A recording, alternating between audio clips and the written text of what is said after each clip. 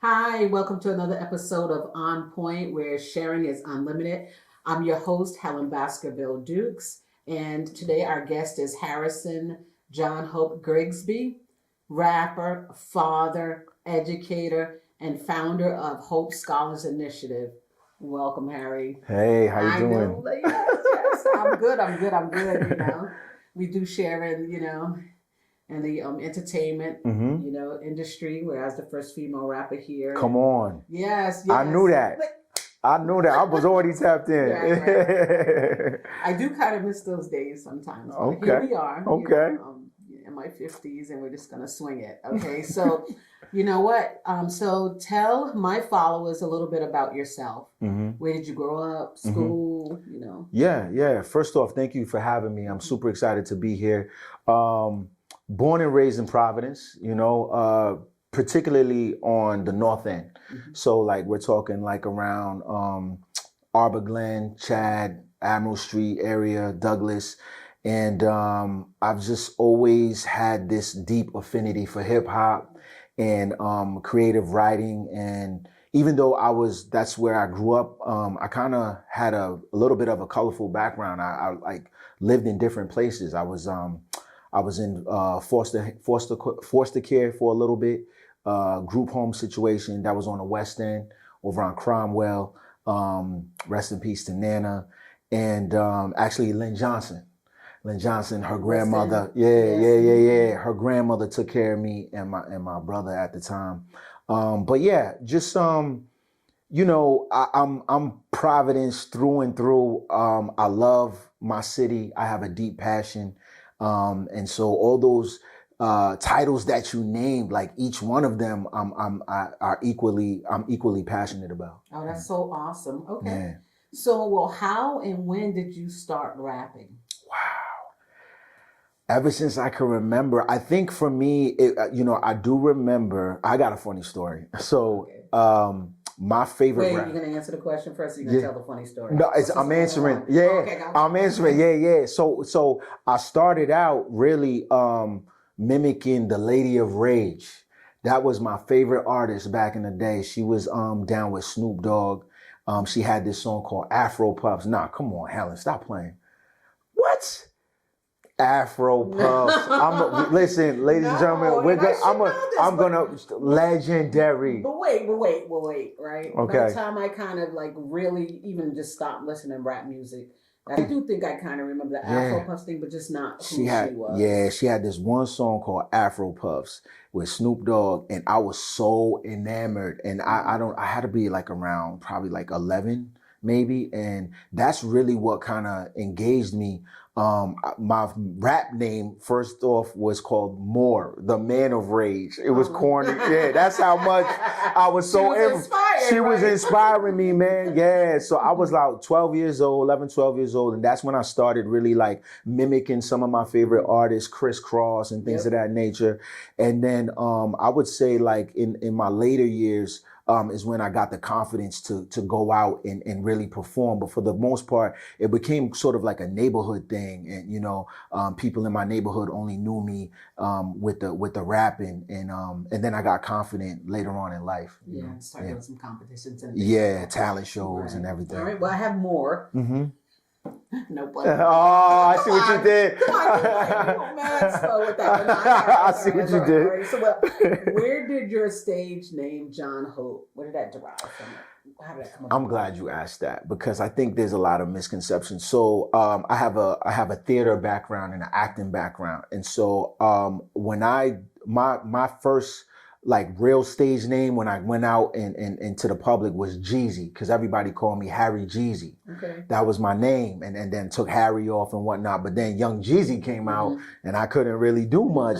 And so I wanted to use a name that one represented where I'm from, Rhode Island. Hope is a state moniker, and just my core person. I'm a hopeful, optimistic guy. but I wanted to use something that could live in acting as well, like because I wanted to act. I do act, and so I looked up like Tom Cruise and Brad Pitt. Mhm. They're 2 syllables. It's not their real name. Even Jamie Foxx's real name is Right. Eric Bishop, and so I was like, "Yo, John Hope," but I didn't want to infringe on John Hope. Settlement House, Right. correct. So I took the H out. Okay. And that's when, you know what I'm saying? So it really had nothing to do with John Hope, the Right. Settlement House. But a lot of people, when I came out, people thought that's what I was trying to do, but it really didn't. I just wanted to do something that lived musically and actor wise, you know? Yeah. Well, I didn't know. I was calling you John Hope for a cool minute I because know. I didn't know you.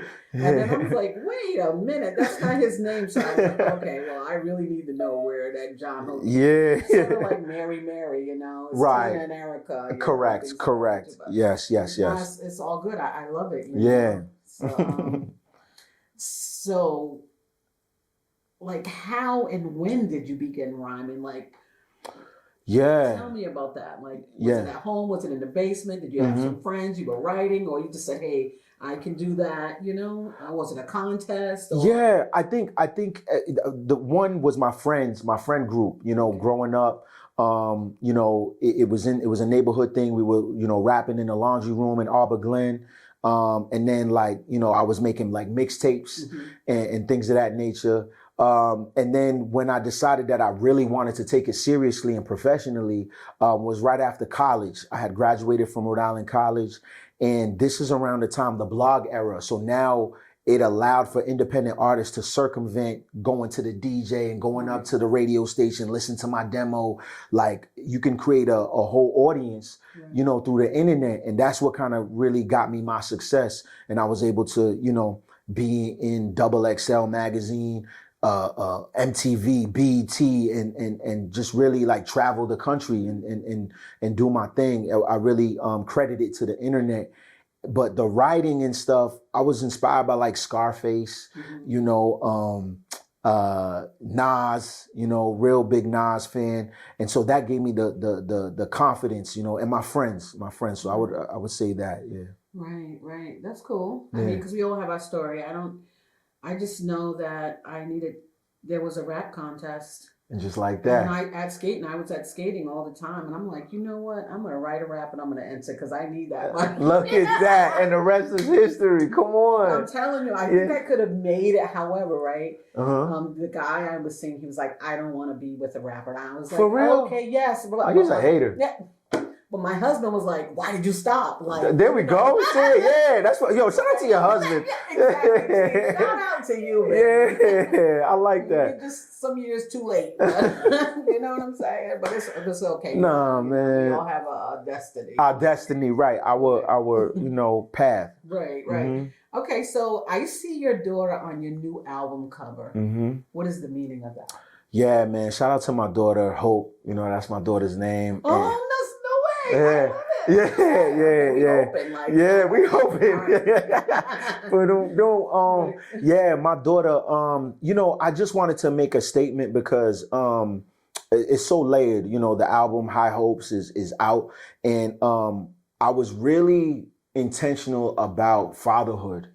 You know, Black fatherhood, you know, I think, you know. Say that again, look at the camera. Yeah, I was really intentional about fatherhood and Black fatherhood. You know, my father wasn't in my life, you know, so I know what that felt like. And I wanted to show that, you know, when we think about hip hop, a lot of people tend to think that it's a young person's game and field. But I think now as we celebrate 50 years, there's frames of references where we can point to we can have mature topics, you know, fatherhood, parenthood, and still be cool and fly and whatnot. And so for me, I wanted to really like challenge myself as a writer. And I wanted to exemplify that by putting my daughter, and it's also a legacy piece. You know, when my daughter gets older, she'll be able to see that and know like, yo, her daddy, you know, like really was all about her. You know what I mean? Yeah. I do know. So my father wasn't there in the picture. So I know what it feels like. Wanting to have that relationship. So, in another aspect, you were talking about the vehicle of rap and all the messages you can push, Yeah. in terms of positivity. Yeah. Because I think a lot of times some of our celebrities and influencers are not taking advantage of that platform and doing what they're supposed to do. You have a platform for a reason. Right. I want to move on to something that really piqued my interest. Your nonprofit. Yeah, HSI. Hope Scholars Initiative. Yeah. What spurred that initiative? That came from, my own personal life. So I was working in education for upwards about 20 years, particularly with adult ed and the college setting, working at CCRI. And then I worked at Rhode Island College.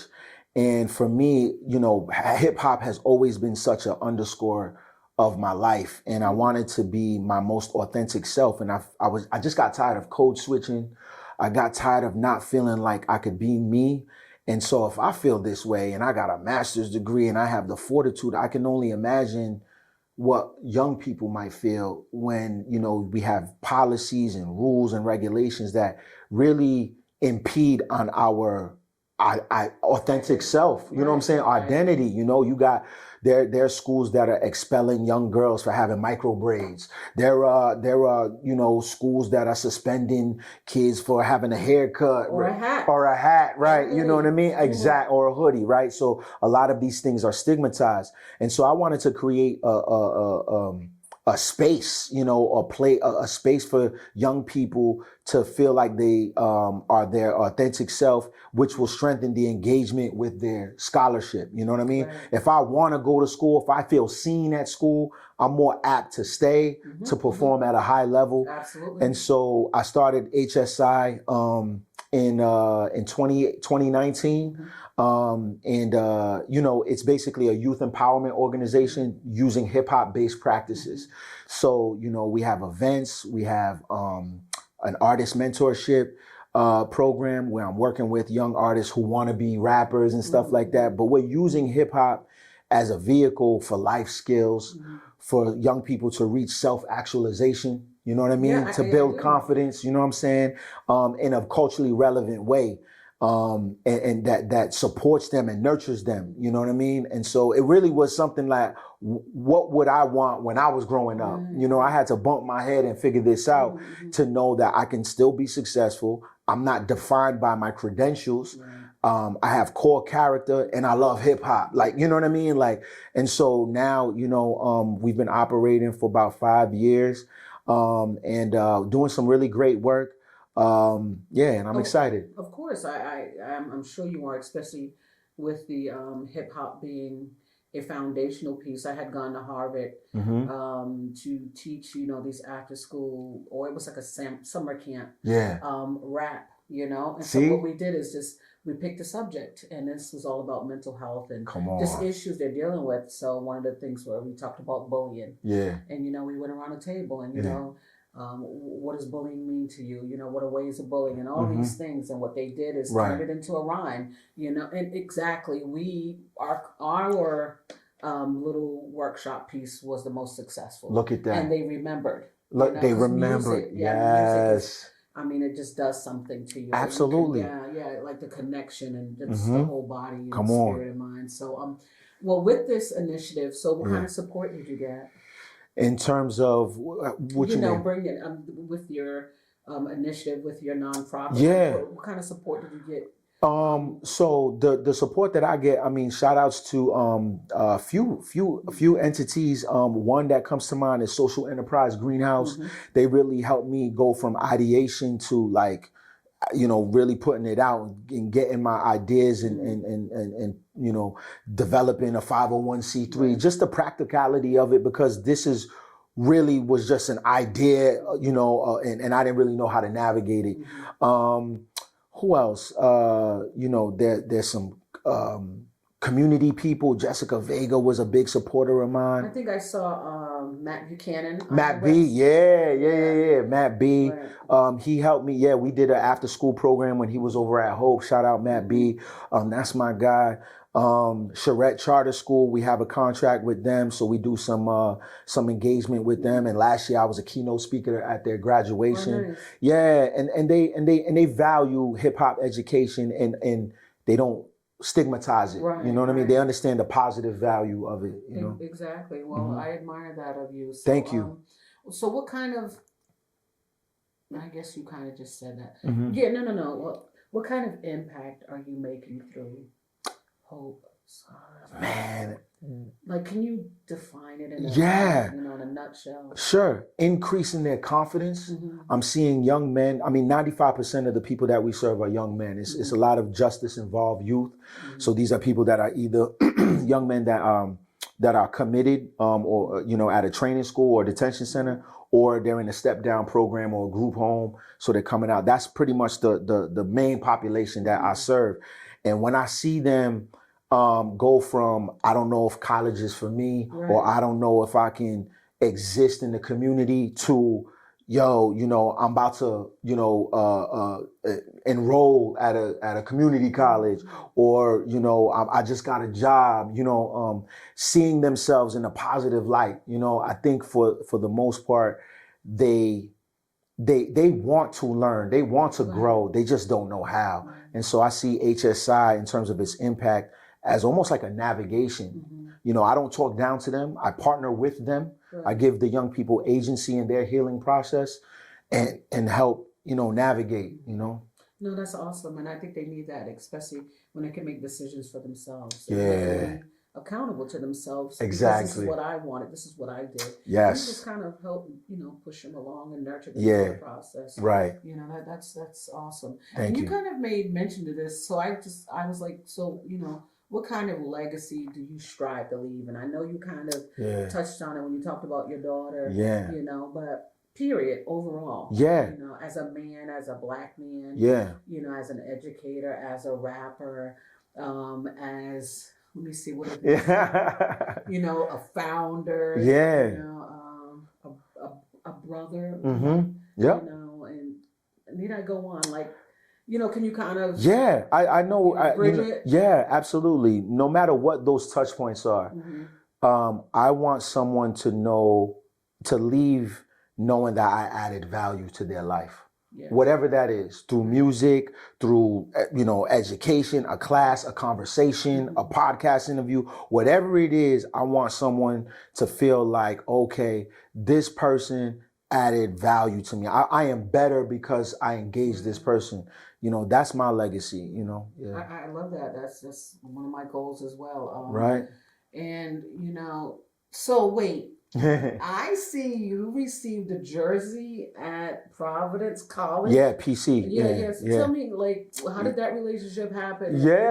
So for about 16 seasons, I was the in-game arena host for PC basketball games. So when you go to the dunk or, the amp, you hear me, let's go Friars and da-da-da. Okay. Yeah. So I was doing that for about 16 seasons. So that's like 3 different coaches, Tim Welsh, Keno Davis, and then our great Ed Cooley. Yes. And so, I resigned the position last year, and they came back this year and honored me, so it was good. It felt gratifying, in front of the city. Yeah, because it's like, I see you. Come on, exactly. And those 3 words, I see you. I see, man, come on. More than just come on. Good job. Exactly. I see you. Yes. Thank you. All right, and so I went to Providence Place Mall. Yeah. And I saw this big band. I almost thought it was like for Gap or Express. I like that. I'll take it. I was like, wait a minute, I know him. Yeah. And there it was you. Yeah. That was the album cover. Yeah, I know. Well, I didn't know until right. I sent you a message. You did. Look at you. Yeah. I just wanted to tell you I'm proud of that. Just to see us as a people, just period, just growing. I love my community. Yeah. And I just want to, when I say sharing is unlimited, there's so many things I'd love to share. And there's so many great things we're doing. And just, being able to showcase, Thank you. some positive things. And your website is outstanding. I Oh, saw it. thank I was you. like, okay. I was doing some scrolling. I'm like, I'm gonna bite that. I'm gonna bite that. Oh, no, we sharing. Yes, We sharing. Come on, man. We sharing. You know what I mean? Yeah. We sharing. Right. Okay. So I'm gonna wrap this up with one last question. Right? So what's next on the horizon? Growth of Hope Scholars Initiative. I just secured a contract with the state of Massachusetts, where they installed 10 recording studios in all the detention centers. And so they hired me as a consultant to engage the staff and try to develop like cultural competency, educate them basically what hip hop is, so they don't over police the young people when they create their music and stuff like that.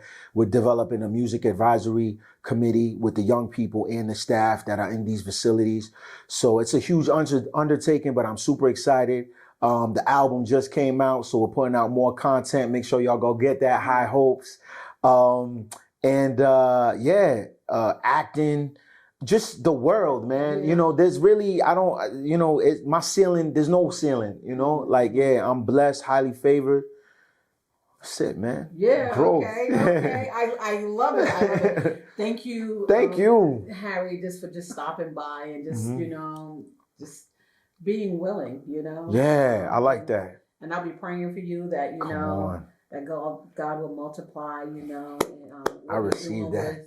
HSI. Come on. Yes. And that you'll make a greater impact with the kids, because I do believe in these days, and it doesn't even matter, men are important. And men are the head for a reason. Thank you. And it's not that, and I'm going to go a little spiritual on this. No. Let's go. God doesn't use us, but, men are the head. And when men do what they need to do, everything else falls into place. Wow, So I received that. As long as, our young boys and even some girls, because they need a man to look up to sometimes, because again, I didn't have my father. No. Yeah. But when they know they have that, then they know what to aspire to be. So as long as you're pushing that, encouraging and, creating possibilities. Yeah. Come on, Helen. Things are endless for our people. So just thank you. And there's countless others that I do know that are on the ground. Yeah. Making things happen. Absolutely. And I appreciate you, even those who didn't have, like you said, your dad wasn't there, but you're making sure that, you're trying to be the best father figure that how to be. So with that, thank you guys so much for tuning in. Next up is Irvin Washington III. He was the R&B. Yeah, I remember him. Yeah, with Portrait. So I can't wait to interview him. And then next will be Cooking with Helen. If you're interested in coming on and cooking with me, just send me a message. Other than that, Hope is family. That's the first thing I think of. Legendary Rhode Island. And you only know that if you come from here, if you bled here, and he just carries the whole state of Rhode Island on his shoulders, man. And every time I see him, I'm super proud. I'm never surprised, man. I got high hopes for you.